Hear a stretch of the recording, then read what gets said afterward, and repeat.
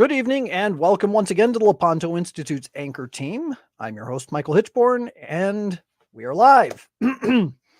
So, we're going to have kind of a full show this evening. We're going to talk about everything that we've really done, all the big major impact things that we've done throughout the course of the year.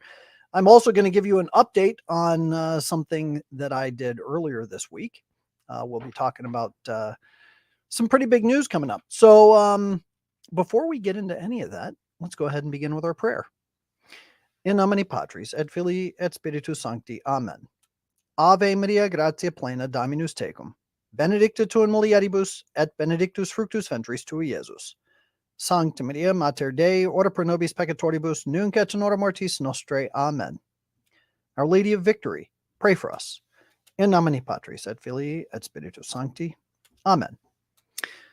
Okay, so first and foremost, happy Advent to all of you. I want to let you know that I just spent effectively 3 days, 2 days for travel, 1 day for meetings. Gerard Powell says, come to Florida. Well, guess what? I was just there. I was in Orlando Monday, Tuesday, and Wednesday for a series of meetings that I had on Tuesday. Some of you are aware that last year, in 2021, we had the premiere, or I attended the premiere of a documentary called Enemies Within the Church. That movie premiere, that documentary, was about communist infiltration of various Catholic and Christian entities, seminaries belonging to a lot of Protestant denominations, but also communist encroachment into Catholic seminaries and Catholic institutions. I was at this premiere because I was in the documentary. These Protestant producers had seen my work regarding communist infiltration of the Catholic Church, and they very much appreciated the work that I was doing. And they didn't call me in because they wanted to bash the Catholic Church. In fact, they said, look, this is not the point to have, or this is not the time to have theological debates amongst ourselves. This is the time for us to come together to fight a very deadly threat to all of us, and that is the threat of communism. So that's what I did. This took place in, was that 2020? Early 2020, I believe, is when I did did the interviews, and then the film was released in 2021. So I was at the premiere, and afterward, we all had kind of a post-production meeting, and we talked, and they said, we really want to use a lot more of your research, meaning mine, in the next film. I said, great. So earlier this week, I went to Florida, and we had some production meetings, and what we talked about were the various elements that are coming to bear now with regard to global communism, who's behind it, and where it's all leading. And I proposed to them that the biggest threat that they have to consider with regard to all of this, unfortunately, comes from the Vatican. And I pointed out the various ways in which Pope Francis has been leading the charge to unify all the faiths. So he pushed Fratelli Tutti, that document that calls for effectively a universal brotherhood of man, not a brotherhood under Christ. He signed the Abu Dhabi Statement, which was this statement that says that God wills all religions with the same kind of will by which he created Adam and Eve. So in God's active creative will, that's where the idea for all the different pluralities of religion come from. So that's all, they're all okay. So yes, Lisa Evers says it's false ecumenism, and she's absolutely right. I also pointed out that Pope Francis, ever since 2014, excuse me, has been promoting and committing the entire Catholic Church to the full implementation of the United Nations Sustainable Development Goals, which are extremely dangerous. Those are communist goals. There's no question about it. On top of that, you have let's see. So I covered that. The third thing that I pointed out was that Pope Francis had applauded a bunch of communists at the World Meeting of Popular Movements, which was a gathering of a bunch of communist organizations. And finally, I also pointed out that Pope Francis is deeply involved in both the World Economic Forum and the World Social Forum. And in fact, he had given kind of a moral impetus behind the Great Reset. So all of these are extreme problems. And I pointed all of this out, not because I was bashing the Pope, not because I was trying to denigrate our great faith, and certainly not because I want to scandalize these Protestants. But I gave them this information and I told them about these things because I think it's a big mistake for Catholics, especially Catholic apologists, to try and hide these things, to try and sweep them under the rug and say, well, we don't talk about crazy Uncle Bob. You know what I mean? That's not how we operate as Catholics. We have to acknowledge the truth. And part of the truth is admitting that we've got a problem. We have a serious problem. And, you know, whatever the nature of the problem is, however history plays out and explains why this is the way that it is yet to be seen. But the facts are the facts. And the fact of the matter is that a lot of this push for one world, universal global governance under socialist rule is being done or being promoted by the Vatican. So I got named one of the producers for this particular film, and we're hoping to shoot sometime towards the end of winter, beginning of spring. So about February, March timeframe. So that's the big news that I'm working on. That's where I was earlier this week. So I just got back from Florida yesterday. And I was exhausted. I mean, I didn't do anything but go straight to bed. I just crashed.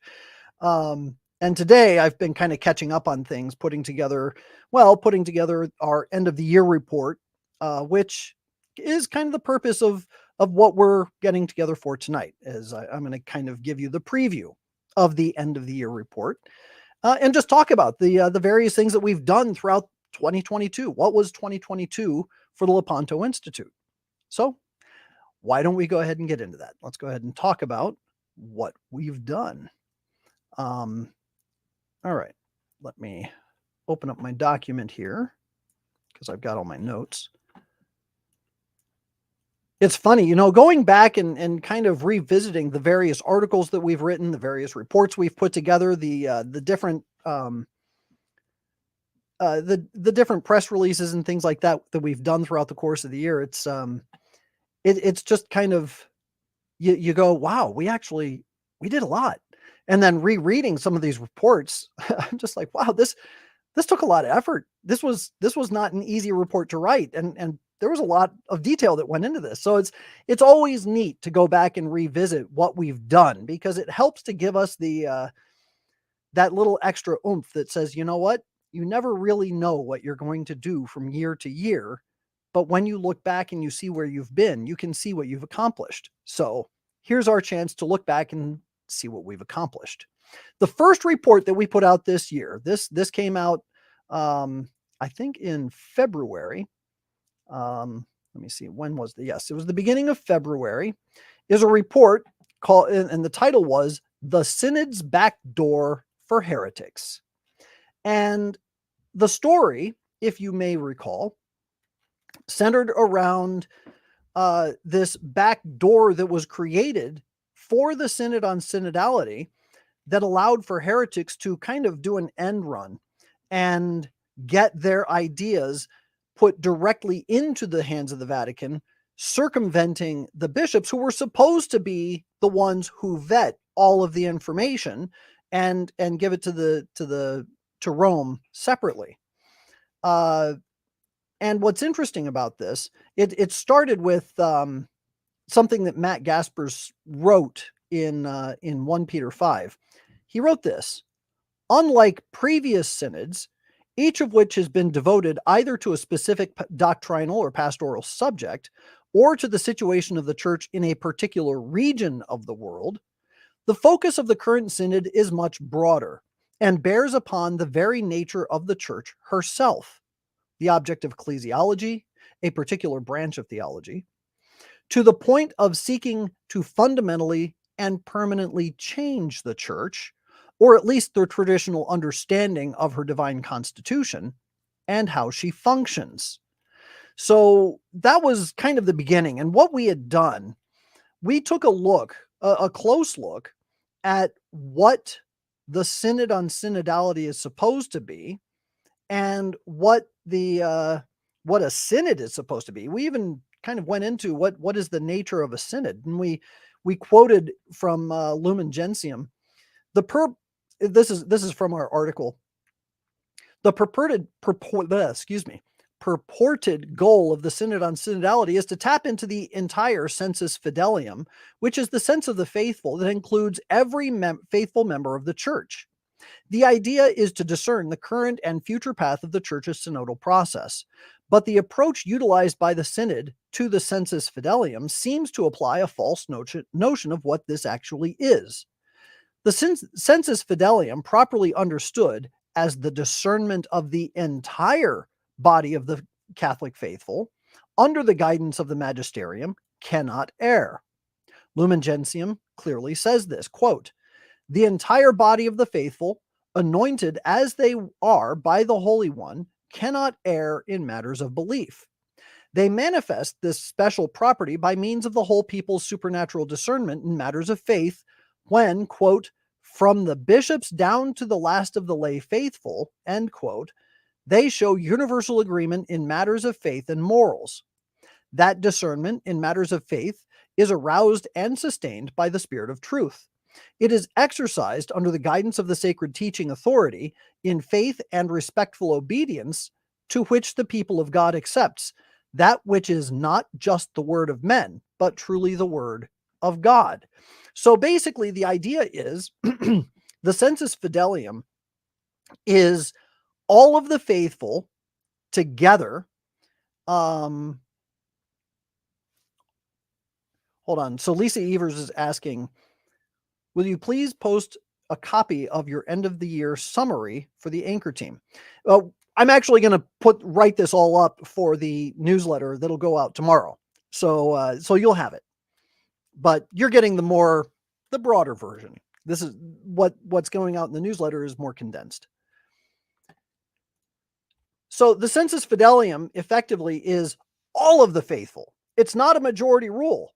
It's all of them together, under the guidance of the bishop, under the support and direction of the bishop. And then they come together and they say, yes, we collectively believe this. That's why we had the definition of the Immaculate Conception, for instance. That was done through the sensus fidelium. All right. Now, contrast this clear teaching on the nature of the sensus fidelium with the Vademecum, the official handbook of the synod. While the Vademecum rightly states that that synodality cannot exist without the pastoral authority of each bishop as authentic guardians, interpreters, and witnesses to the faith of the church, it establishes an unprecedented backdoor mechanism to give voice to those who are specifically not part of the sensus fidelium. And here's what it says: who can participate? For this reason, while all the baptized are specifically called to take part in the synodal process, no one, no matter their religious affiliation, should be excluded from sharing their perspective and experiences insofar as they want to help the church on her synodal journey of seeking what is good and true. This is especially true of those who are most vulnerable and marginalized. Of course, what are we talking about? Heretics, schismatics, apostates, atheists, LGBTQ, pro-aborts, you name it. Okay, so they want all of them to participate. And then, of course, the preparatory document and the vademecum state that individuals that cannot participate on a local level can directly submit contributions to the General Secretariat of the Synod of Bishops. So if you can't go to the local thing, you can circumvent what the bishop is doing and give it directly to the Vatican. And they give you the means to do this. This is the back door. And this is the way that synodality, or the synodal process, is circumventing the authentic vetting process that is afforded to the bishops. And on the synod's website, we found that organizations like New Ways Ministry, the Women's Ordination Conference, the Association of United States Catholic Priests, an organization called, Discerning Deacons, Future Church, and another group, the Latin American Rainbow Catholic Community, all of those groups, which very clearly promote heresy, homosexuality, all of the whole gamut of all the nastiness that we found in the church.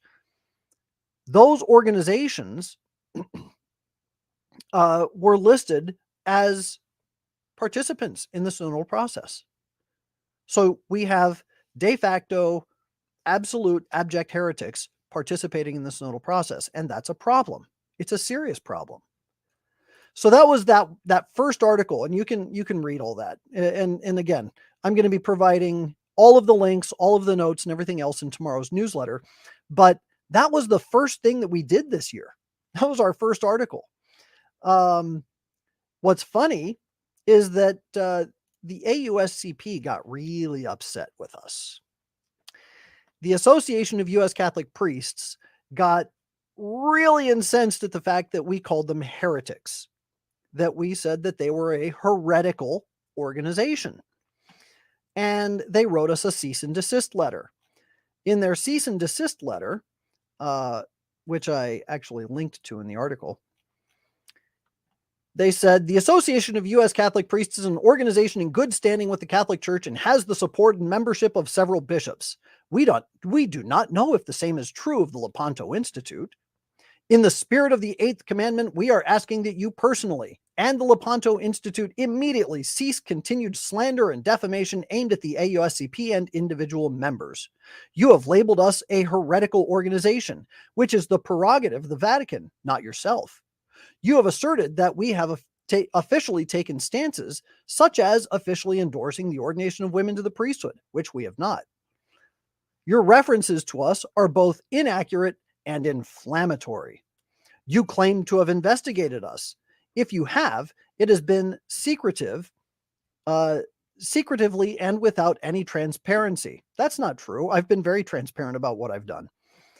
I'm certainly open to having a civil discussion with you, should you desire it.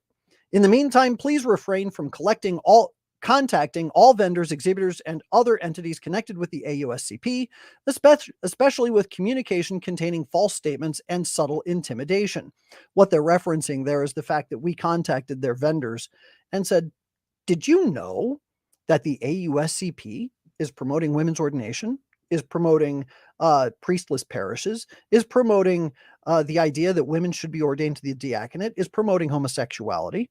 Are you aware of that? Maybe you don't want to be associated with these guys. So that's what they're upset about. And several of their vendors, because of that, pulled out of support from the AUSCP. Finally, please advise your members and followers to cease and desist from all forms of interference, both legal and illegal. I don't know what they're talking about, considering we've never engaged in any illegal activity at all, in the conducting of the business of the AUSCP, and from harassment of any individual connected with the AUSCP. This letter intends to serve until we receive further instruction from our attorney. Oh, quaking here. I'm afraid. So in response to that 1-page letter, I wrote a 7.5-page letter. And I outlined in great detail the AUSCP's support for women's ordination and the various ways that they've done it. I outlined a lot of their heretical positions, especially with regard to the nature of the priesthood.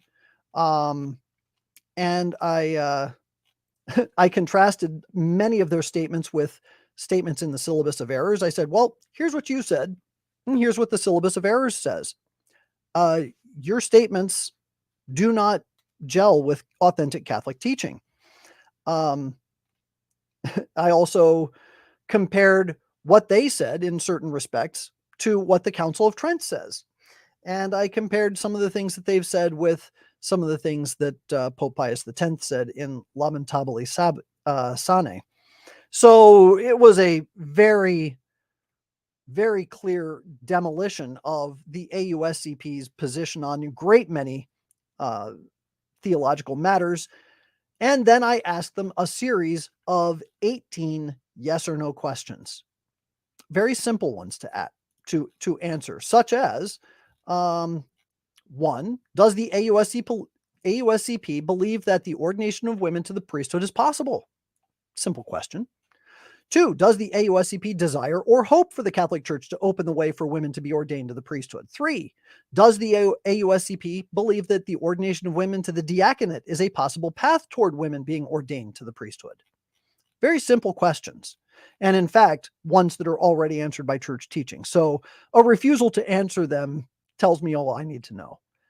I then asked further 15 questions asking them to affirm church teaching on a variety of matters regarding the priesthood, regarding women participating in the Mass, regarding whether the Catholic Church was divinely instituted by Christ, because they said in one of their documents that it was not.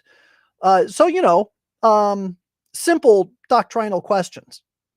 And the AUSCP declined to answer any of our questions. That took a while for me to put all that together. So I sent that letter, and then a month later, I got a response from the AUSCP. This is also going to be in our summary. And their response flatly refuses to answer any of those questions, and then also says, well, you got a couple of things factually wrong, and here's the reality of it. So I responded with, well, here's further evidence regarding those things. So I'm not entirely sure how you can claim this when this happened and this is stated as such. So you can read about that too in the newsletter. But the bottom line is that after I sent the follow-up letter to the AUSCP, I got no response. They said nothing. That was the last communication I had with them, and I don't think that they're going to be contacting their attorneys to sue us for defamation or anything like that anytime soon.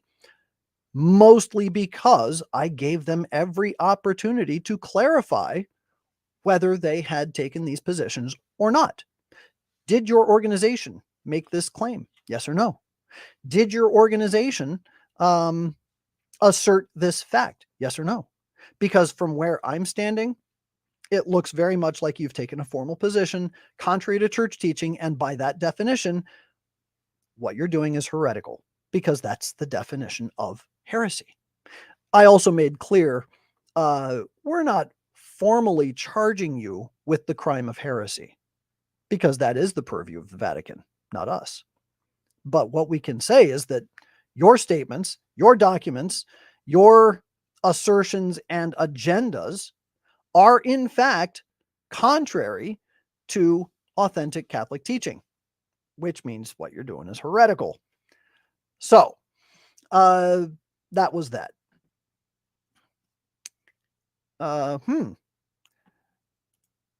So female Casey Royals fan says, I opened this video in YouTube on my phone and my comment disappeared on the phone version.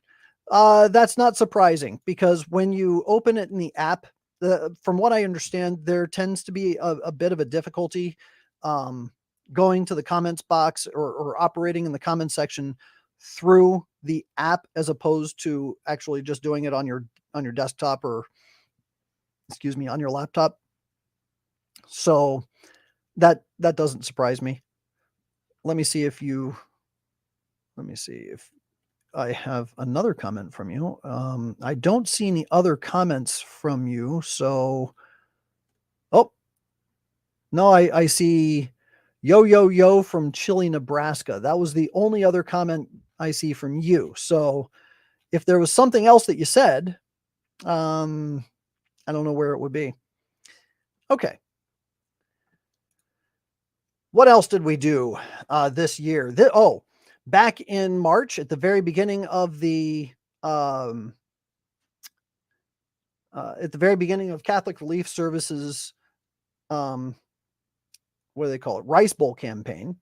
We produced 2 flyers that people could download and print out, just so that people could get the facts on what CRS does. The image of the flyer, there's a guy holding a stop sign. It says, "Stop. Before you give to CRS, ... get the facts. lepantoin.org/CRS."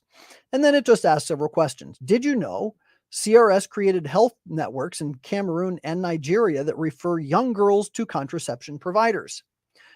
So it's did you know ... and then a series of bullet points.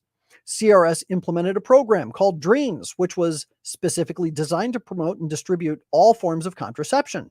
CRS produced and published dozens of documents promoting condom use.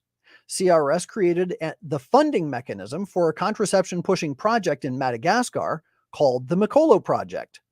CRS admitted to allowing contraception peddlers to distribute millions of units of contraception in the Congo through Project Access.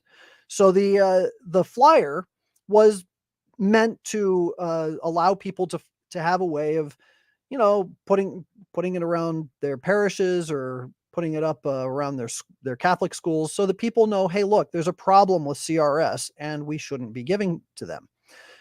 So we also created a landing page where people could go to see all of our CRS documents and all of our CRS reports, so that they can just go ahead and, it's a one-stop shop. You can see exactly what we found the problems to be. You can read our reports. It's all right there. And if people see the flyer and they are so inclined to see, well, is there a problem? Should I look into this? Well, they can see that the problems are. And then if they feel so inclined, they can then write their bishops and say, what are you going to do about this? So we're going to hopefully expand some more in the next year on research into CRS, but finding those projects is very difficult. There's a lot that goes into researching CRS projects, and it takes a long time. So hopefully we'll get some more research into them in the next year, but it takes a long time to do this. It just does.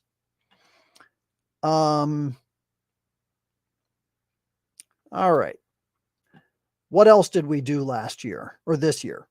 Oh, in March, we did a lot in March. We did a deep dive investigation into the Catholic organization called CordAid. CordAid is one of the co-founders of Caritas Internationalis.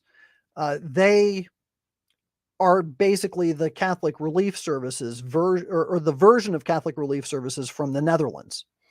What we discovered is that CordAid partnered up with International Planned Parenthood Federation to create a sex ed program called Jeune S3.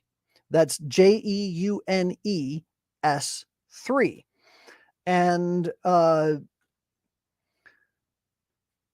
S3 stands for Santé, Sexualité, Sécurité. So that's health, sexuality, and security. And it's the report that we put together. It's highly detailed. There's a lot that goes into it. We went through tons and tons and tons of material regarding the Jeune S3 project, and we showed how it's promoting contraception, it's promoting abortion, actual abortion, and we pulled tons of literature together to show exactly what this was all about, that there was nothing about this project that was good. It shouldn't have had anything Catholic attached to it at all. We even sent this report to the bishops of the Netherlands, and unfortunately, we didn't receive a response. Now, I know that Cardinal Ike of Utrecht is really good. He's really good. And I tried sending this report directly to him. I don't know if he ever actually saw it because I never received a response from him, which is unfortunate. But in any event, it's a big report. We spent a lot of time on it, and you'll be able to see the link to that in our response. What else did we do? Oh, in May, so we don't have much going on between March and May. And the reason for that is that we got the CCHD to release its 2020 to 2021 grants list. At that point, at the end of March, we started doing our investigation into all 214 CCHD granted organizations. And I mean, it took us 6 months, as you know. I mean, I was complaining about it almost every week. It took us 6 months to go point by point by point by point through all of these organizations, 214 organizations.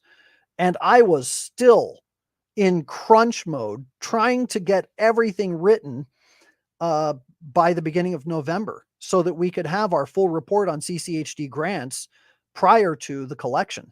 And I barely got it off. Barely. It was just so much work. But every once in a while, as we were going through these reports, we would find something that was just so egregious that we had to stop and put a report out and say, hey, look, we're doing this investigation into CCHD grantees and we're finding some pretty heinous stuff. Here's one. And the one that we produced in May was about the Ostara Initiative.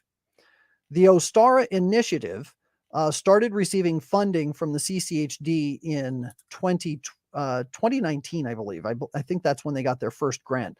By the time we were doing our investigation at the beginning of this year, I believe we had found that Ostara was actually beginning or in the process of receiving its third consecutive grant.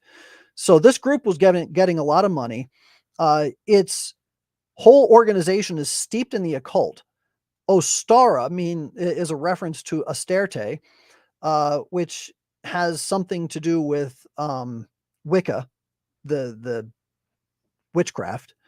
The symbol for the Ostara Initiative is most definitely connected to Wicca, and so is its original program called the Minnesota Prison Doula Project. And the symbol for that is a circle with a crescent to the left and a crescent to the right, which is a reference. It is literally the symbol of what's called the triple goddess, which is a Wicca thing. It's witchcraft. And this organization, what we found is that this organization is actively trying to get women in prison to have access to abortion. And we went through tons of information. We got video evidence. We got documentary evidence. We got other evidence. We put it together into a video report. And I published that video report in May. So that was something we did. Then in June, we had an investigator go to the AUSCP annual assembly under the auspices of, participating. And our investigator was able to get all kinds of information for us about what was going on there.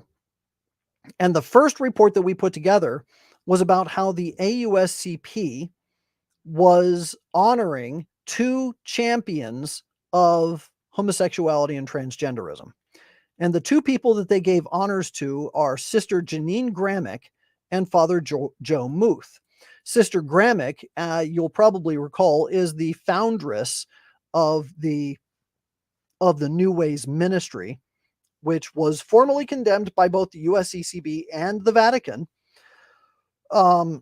Sister Gramick she was silenced by the Vatican. That silencing has never been lifted, even though Pope Francis sings her praises from time to time, which is par for the course, I guess. Anyway, these two are big time LGBTQ activists, and they got accolades from the AUSCP. So we did a report on that. Then we followed that report with a detailed revelation of their keynote speaker and two of their other speakers who were very big, also big time LGBT activists. The keynote speaker was Bishop John Stowe, who is also a member of the AUSCP. You'll also remember that John Stowe was the one who blasted the Covington kids for that incident with the Native American, the one who was beating a drum in their face, and it caused this big national stir with celebrities saying, "I'd love to punch that kid in the face," and that kid is smug and needs to be brought down. And then there were death threats, and it turns out that it was the Indian who is a scam artist, went up to those boys only because they were wearing MAGA hats and started beating their drums in the boys' faces. Anyway, Bishop Stowe blasted those kids and sang the praises of that particular Indian, who turned out to be a liar, saying that he was a Vietnam vet when he was not a Vietnam vet. Anyway, John Stowe is also a huge LGBT activist. He's done all sorts of stuff to promote homosexuality in his own diocese. He gave blessings to a bunch of homosexuals. I mean, it's pretty nasty.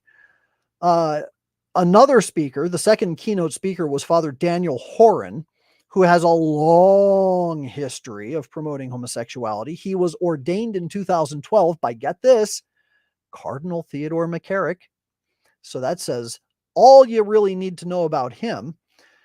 And then the third keynote was Mary Novak, the executive director for Network Lobby for Catholic Social Justice.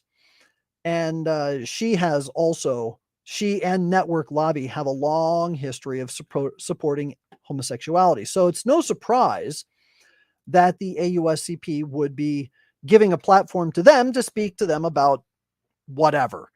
Doesn't really matter. The fact of the matter is they're singing. They gave they gave 2 awards to 2 homosexual activists, and they had these 2 or 3 keynote speakers that were all homosexual activists. So it kind of tells you exactly what the ideological and moral disposition of the AUSCP is. They're gay. That's what it boils down to. Then we had a Blockbuster report that we put out in July. And the headline that we wrote was, "Is the USCCB collaborating with Deviant Priest Association to create priestless parishes?" And the reason we wrote this is when our investigator came back to us, he showed us or gave to us the AUSCP's program book. And on the page of vendors and exhibitors at the AUSCP Annual Assembly, they listed USCCB office for certification for ecclesial ministry. That was really strange.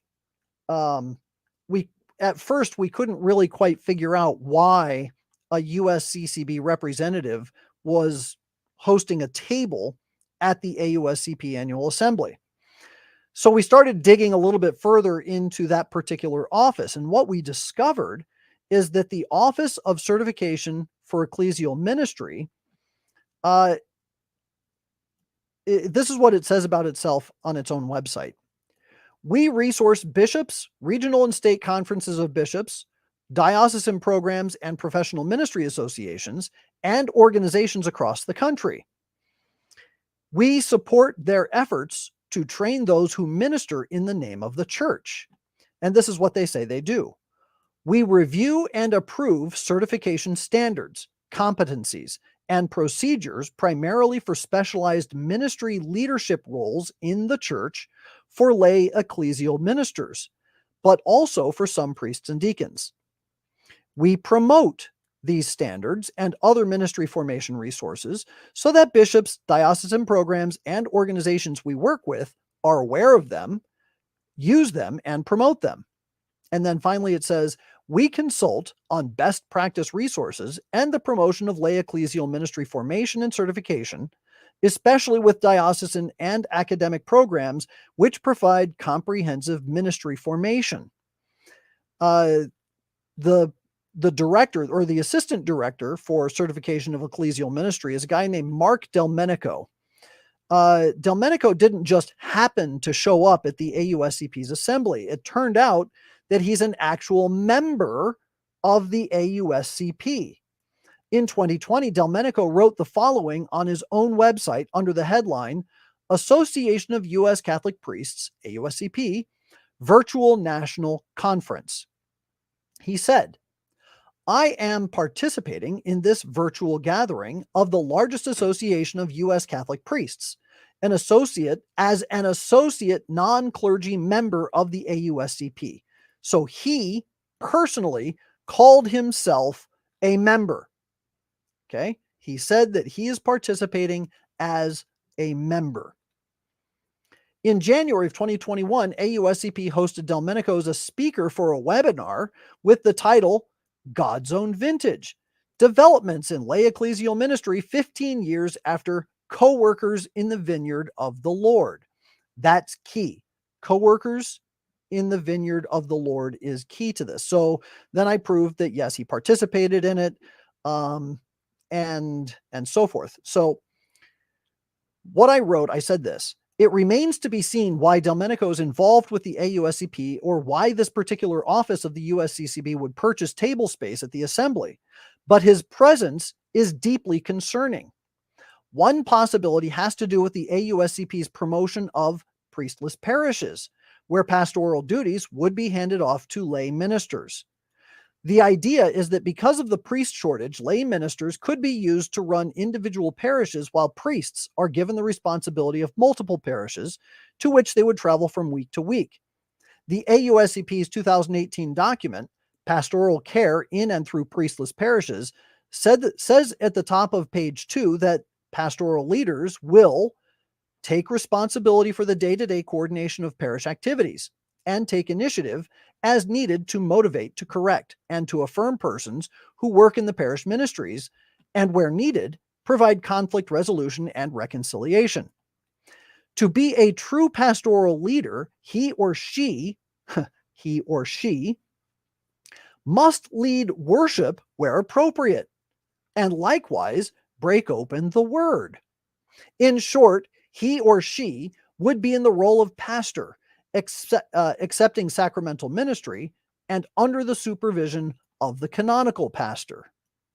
So the key takeaway from this is that the person that the AUSCP proposes would be a pastor in all manners except for the provision of the sacraments.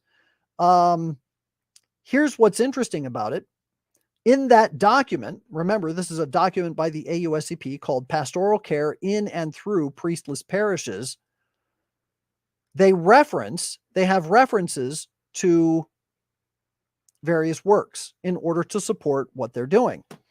And one of the references in the reference section of that paper lists the USCCB's document published by Delmenico's subcommittee, Co-workers in the Vineyard of the Lord.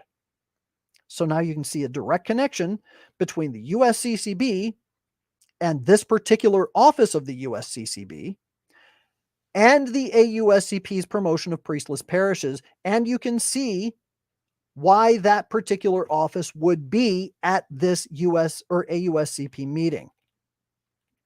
So then I went in and I analyzed Delmenico's presentation 15 years after Co-workers in the Vineyard of the Lord. And I talked about how what was written in a USCCB document lines up very much with what the AUSCP has written in the notion of priestless parishes. So anyway, It was a very big, very detailed report showing a very dangerous connection between the AUSCP and the USCCB. And the fact that there are bishops who are a part of the AUSCP, and I haven't looked into the subcommittee. Maybe, wonder if Bishop Stowe's on this subcommittee. That would be interesting. The connections between AUSCP and this particular USCCB document are deeply concerning. So we wrote that back in July. And then at the end of July, we wrote a fourth article on the AUSCP gathering that took place in Maryland. But it wasn't really so much on the AUSCP, but on one of the organizations that was a vendor there.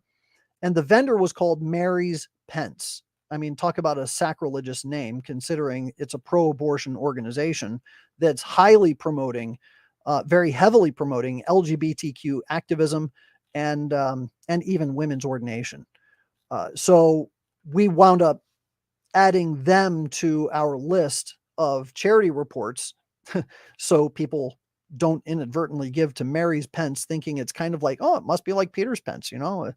No good. No bueno. What else did we do? In August, we wrote, this is another highly detailed report that we wrote. This is a long one. I'm not going to read the whole thing because, well, I'm not reading any of our full reports, but I'll just give you the highlights. The headline is U.S. Bishop-Backed Priest Association, meaning the AUSCP, helped found and lead international conspiracy to change church teaching and structure. And this organization is called the International Church Reform Network, the AUSCP, the Women's Ordination Worldwide, or the World's Ordination Conference, New Ways Ministry, Dignity USA, Future Church. These are all members of ICRN, the International Church Reform Network. This network was created in 2013, which is just 2 years after the AUSCP came into existence. The International Church Reform Network, and we found tons of documents, we found video, we have it all in this report. And what we show, it was all instigated by a Father Helmut Schuler, who was the head of something called the Pfarrer Initiative. Okay, the Pfarrer Initiative, which is from Austria. And Father Schuler was directly calling for the ordination of women priests. He pushed for homosexual activism, and he also called for the use of artificial contraceptives as a norm within the church. And he's a favorite of the National Catholic Reporter, by the way. That's no shock. And so we went through and we showed how Father Schuler was working to create this International Church Reform Network. He got together with the head of Ireland's Association of Catholic Priests, a Father Tony Flannery, who was silenced by the Vatican in 2012 because he's a heretic. He got together with priest organizations from 6 countries, Bregenz, Austria, he hosted a meeting of reformist priest organizations from 6 countries in Bregenz, Austria. The AUSCP was present, and so was Future Church, and so was We Are Church, as well as Father Flannery's ACP. And from this, we started piecing together what this network of organizations is. We were able to ascertain what their agendas were, what they were trying to promote, what they were trying to branch out, and where they were going with their information. And what we found is that the International Church Reform Network, they were operating in the USA, in Austria, in India, in Ireland, in Germany, in Slovakia. And what they were trying to promote was exactly what is being pushed hard in the synod. So this all plays back to the first report we did earlier this year on the back door to the synod on synodality for heretics. They are pushing for women's ordination, homosexuality in the priesthood, homosexuality in the community to be accepted as members of the community, and a change in the nature of or structure of the hierarchy, a change in the nature of the priesthood itself. And a lot of this is building a stepping bridge towards women's ordination. So we showed how they were involved in all this. And what's interesting is that everything that they are proposing, everything that they proposed through their various meetings, and we document all of this, has led to what we are now seeing in the synod reports out of those same countries. So their agendas were the seeds that were planted for what is now sprouting in this synod on synodality. So that was a major report that we were able to put out back in August. Then, as you know, because it was very recent, here in November, so after August, it was nothing but crunch time. Every single week, I was digging and digging and digging, trying to get the last vestiges of all of our research done on the CCHD grants report. And I was just writing. I mean, I was spending probably 12 or 13 hours a day just writing and writing and writing and writing and trying to get all of this done and ready to go so that we could have it out before the collection. This major report on CCHD grantees, as I said, 66 out of 214 organizations. So that's 66 individual reports that we had to write and put together. By the way, I've had several people ask me for PDF versions of those reports. Those are forthcoming. I will be making these reports into PDF documents that people can download so that they can then have all of that information ready to go and give it directly to their bishop instead of having to try and figure out a way to print the report straight from the website. But as I mentioned earlier, this was the absolute bulk of everything that we did. This was the biggest, most busiest,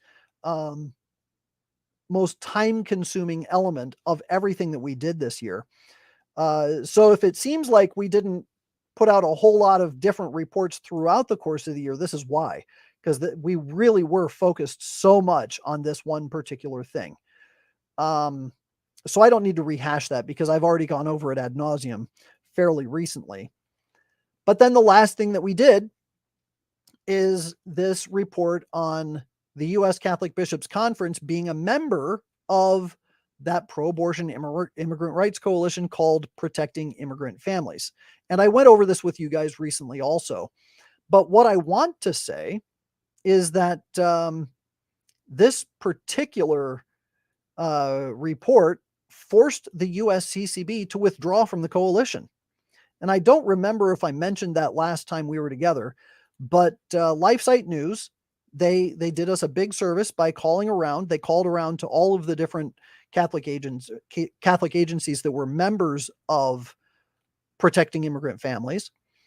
And they asked them point blank, what are you going to do now that, first of all, did you know about this? And Clinic and the Catholic Charities of Southwest New Mexico expressed a little bit of surprise. Gosh, we didn't really know about this. Thanks for telling us. And they said, we are withdrawing from this coalition. In fact, I'll give you the quote from, let me see. So this is from LifeSite News.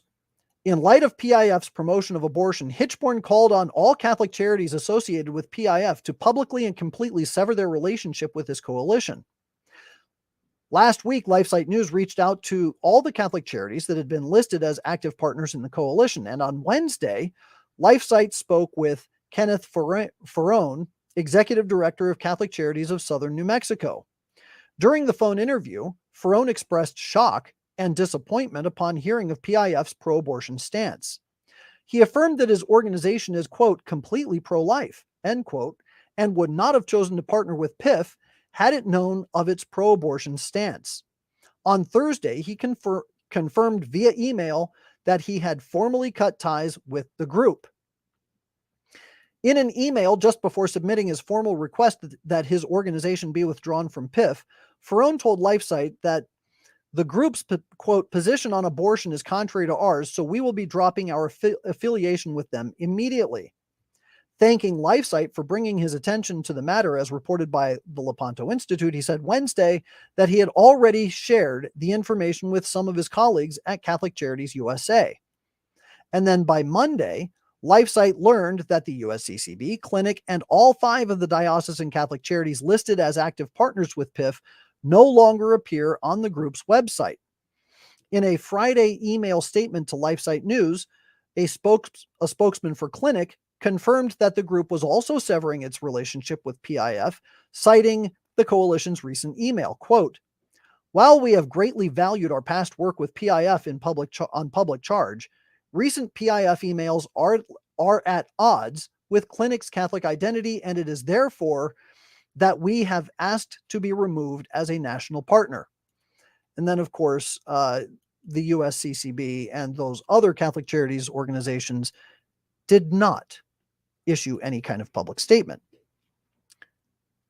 Now, it is a victory that these organizations left PIF.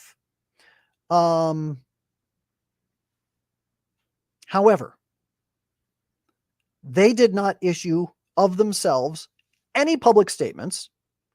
And the biggest point of all is that the only reason that we discovered this particular coalition is because we were researching CCHD grantees. And we found 3 CCHD grantees that were members of PIF. Those grantees are Casa San Jose, We Count, and Community Organizing and Family Issues, COFI.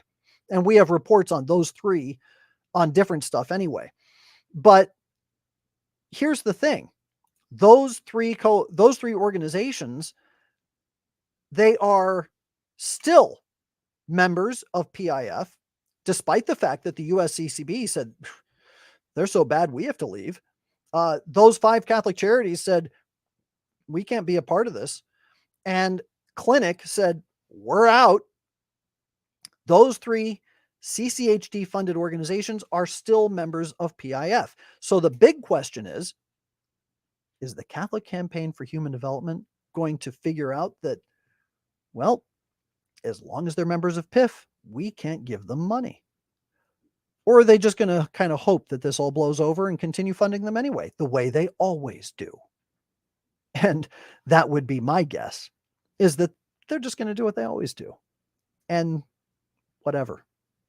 So that wraps up in a nice 1-hour summary what the Lepanto Institute has done over the course of this entire year. So going to the chat room real quick, Patricia Moss asks, mighty work, Michael. Do you ever feel that you have to watch your back? You know what? No. I don't think that they, I think they see me as an annoyance more than a threat. And because of that, they're not going to do anything to me. And quite honestly, what could they do? They can't excommunicate me. They can't, they're not going to run a smear campaign because they're really just hoping that I would fall into oblivion, that very few people pay attention to me. And the fact of the matter is, I mean, our reach, relatively speaking, is pretty small. We've got you guys. We have a fairly sizable email list, but it's not even 1% of, oh, maybe it is. It's about 1% of the entire Catholic population of the United States. It's not much. So our individual reach is pretty small. However, we do have the ear of key players. And we know that there are people with a bigger microphone than we have that carry our stuff, which helps. But in terms of my impact, I think they see me more as an annoyance than somebody who is a threat to them. If we actually engage in a class action lawsuit next year, which is possibly on the table, against the USCCB for fraud, that could change. At which point, maybe I will have to start watching my back, because that's a big fight and not one that the USCCB wants. So we'll see how that goes over. Mike Stasiowski asks, how many CCHD grantees openly promote abortion? Okay, so if we go to our grants list, or the CCHD grants report that we put together, let me get to it real quick. What I can tell you, oops, not that one. Let's go to the summary.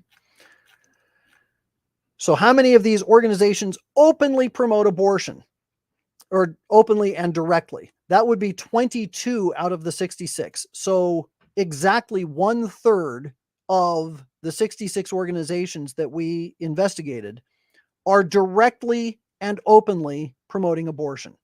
That does not include the 47 that we found to be members of coalitions that are promoting abortion directly, or the 16 that we found whose leadership is promoting abortion. So, I mean, I don't necessarily count leadership as direct support, because it's indirectly done vicariously by the leader of the organization. If the leader of the organization had gone to a rally and said, I'm so-and-so of this organization and we love abortion, that would be different.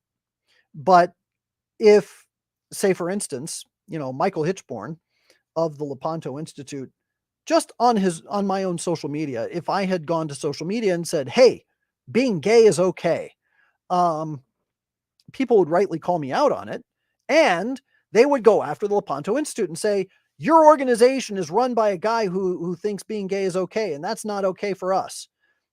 Or let's go to the other side of the spectrum and do something that the left would find a problem with. Let's say Michael Hitchborn got on social media and said, gosh, I really wish I could be a member of the KKK. They would call me a racist, and rightly so.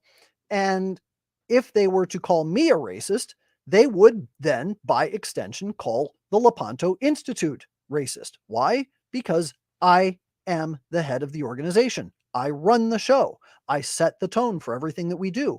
And if I have a philosophy that is racist in nature, then chances are I'm going to trickle down that philosophy to my employees and the actions of the organization itself. So while we do have a separate category for leadership violations, it does effectively mean that it's the organization doing it too, but not necessarily. So that's why there's a difference. But anyway, just to recap those numbers, 66 organizations that we wrote reports on, 22 are direct violations regarding abortion, 47 are members of coalitions that are promoting abortion, and 16 have leadership that is promoting abortion. So that's how the numbers break down just with regard to abortion. Let's see. Female Casey Royals fan asks, did you see the report from Return to Order about some comment that Pope Francis made about socio reading of the gospel would make Pope Francis a communist, and so would Jesus be a communist? I did not see that report. Like I said, I've been traveling this week, and I was busy today just putting together what we're going to talk about tonight and tomorrow's newsletter. So if you could send me an email with that, I'd appreciate it. I'd like to see that. Joanne O'Byrne says, we have no significant power within the church. All the bad guys do. Well, that's true and not true. So we have no social power, but that's fine. Because as I think it was Saint Athanasius said, when the Arian heresy was at its height, they have the buildings, we have the faith. And it's mostly true for today. They have the buildings, we have the faith. So with that in mind, we simply recognize that none of us is saved collectively. It doesn't matter if we're marching under the same banner. It doesn't matter if we are winning in courts and winning in, winning has its purpose, but we're not going to be judged on how many battles we won in the courts and in the moral arena. All of us win by getting to heaven and by getting others to heaven. So when we have heretics that we're facing off against, we may be fighting the heretic on particular matters, but what we're trying to do is save souls, specifically the soul of the heretic that we're debating, but also everyone who's watching. We represent the church in all that we do, and we have to remember that. And we have to remember that the purpose of our life is the salvation of souls. We hope for the salvation of souls. We work for the salvation of souls. That's why it does no good to get angry. It does no good. You can get righteously angry as a way of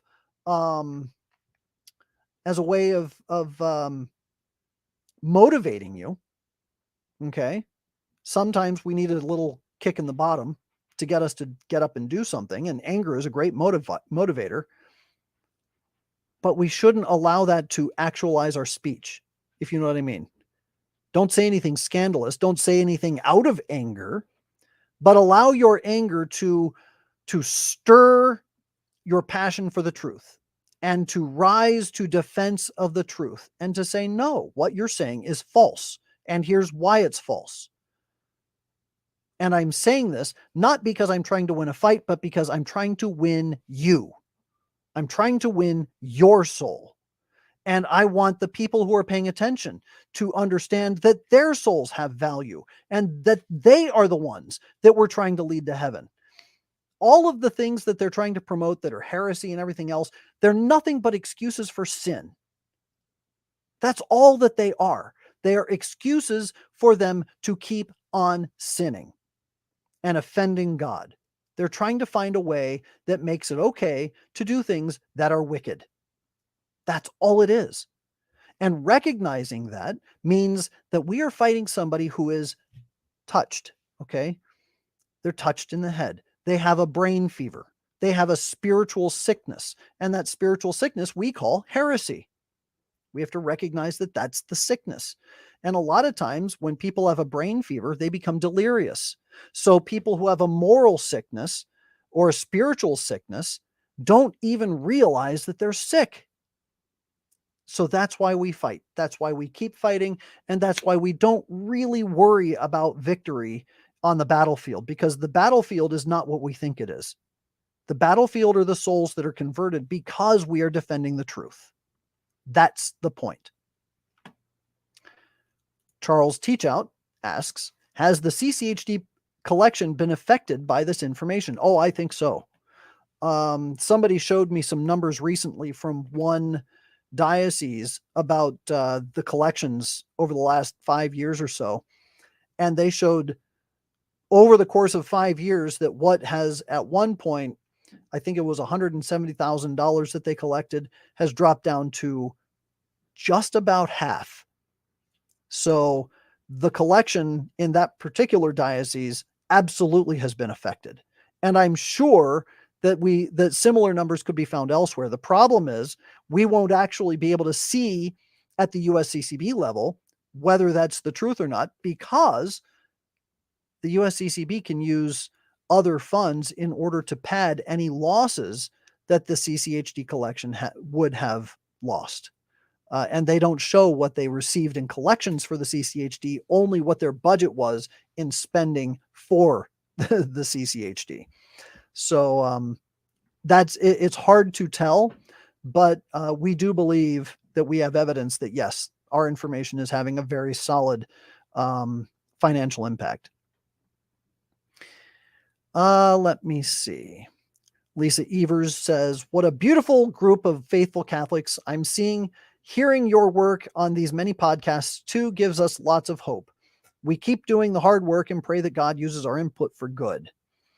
Lisa wants to know what the email address is. It is michael@lepantoin.net. And I'm putting it in the chat room so that you can have it.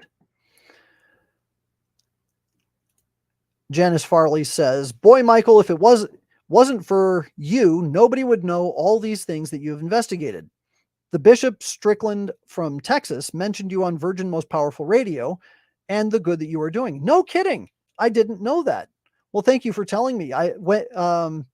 When did he say something, and what was he talking about? That's very flattering, and I'm very glad that he spoke up. I've shared some of my information with His Excellency over the last couple of years, and he always encourages me in continuing to do this work. So that's very encouraging. Thank you for sharing that with me.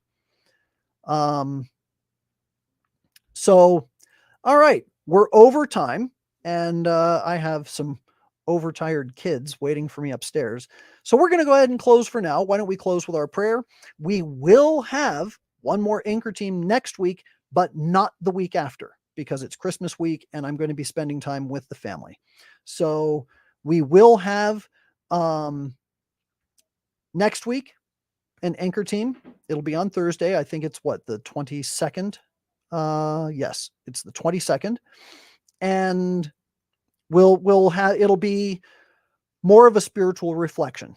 We'll do a spiritual reflection on Christmas and the purpose of Christmas and why we do what we do. And it'll just be a time of edifying thought and contemplation. And I'll read to you some things from Cornelius a Lapide, who is my absolute favorite theologian. I love reading his exegesis. So with that, why don't we close with our prayer? In nomine Patris et Filii et Spiritus Sancti. Amen. Ave Maria, gratia plena, Dominus tecum. Benedicta tu in mulieribus, et benedictus fructus ventris tui, Iesus. Sancta Maria Mater Dei, ora pro nobis peccatoribus, nunc et in hora mortis nostrae. Amen. Our Lady of Victory, pray for us. In nomine Patris et Filii et Spiritus Sancti. Amen. God bless you all. I hope you have a great week, and I will see you next week.